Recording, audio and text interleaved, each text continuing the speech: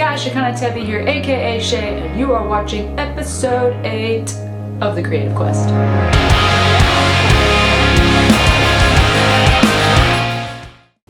Welcome back, guys, to The Creative Quest, where we talk about all things creativity, the creative process, specifically revolving around music and building a music career. And we are in the middle of a mini-series all about songwriting, and in this episode we're going to be talking about music and lyrics. What comes first? There's really no right or wrong answer to this question. There's really no right or wrong order when it comes to music and lyrics. However, there are some strategies when putting lyrics to music or vice versa that are helpful in maximizing the potential of your song. So what if you've got music first? You've got your drums, your bass, your guitars, your whatever sort of arrangement, you've got the music done. And now you've got to find words, you've got to find a melody, you've got to find a vocal line. What do you do next? Typically, I find it helpful to try and outline a melody that works well with the music. This way you can have a melodic structure already in place that can help guide you when you go to write your lyrics. So it's helpful to think of melody as its own story arc. Think about where you want to take your listener, what you want them to feel. Now, there are tons of different styles and forms of songwriting, in classical music, in modern music, pop music, and really all of these forms have something in common, that no matter what form that you choose to write in, there is always repetitive patterns, and there is always some sort of motif or hook that repeats, that anchors the listener. The rest of the melody should support that motif or that hook and lead the listener to and from it throughout the song. One helpful tip to just kind of get things flowing and get things started is to sing gibberish over the music. Don't worry about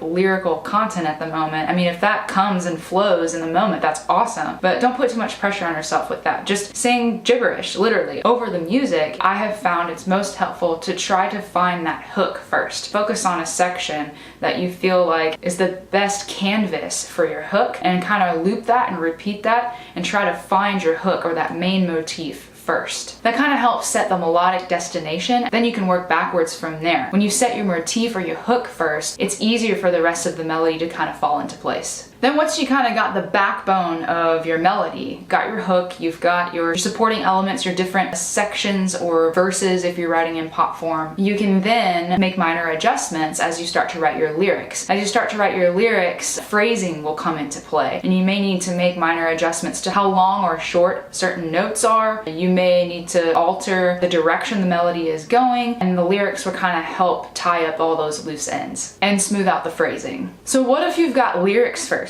and you need music? Where do you even start? There's so many things that go into writing an arrangement. It can be very overwhelming trying to figure out where the heck to start. I like to think of songs as stories that you are bringing your listener into as a participant. So you want to pay attention to what emotion your lyrics are presenting and let that guide how you write your music. Do you want the sonic palette to directly tie in with the emotion that you're communicating with the lyrics, or do you want it to do the opposite? Neither is right or wrong. It's all about you as the creator and what sonic kind of world do you want to build for your listener. And then what modes, scales, or intervals communicate these kind of ideas or express these kind of emotions. There's a number of online resources that talk about different scales and modes and intervals and the different emotional qualities that each of them have. Now, I wouldn't rely too much on these online resources because it can be easy to fall into a mechanized way of writing. I mean, we do want to have some sort of structure or form to follow, otherwise we're paralyzed. But if you rely too much on something like that, it can limit your creativity from the other direction. But it's a good thing to have on hand that you can refer back to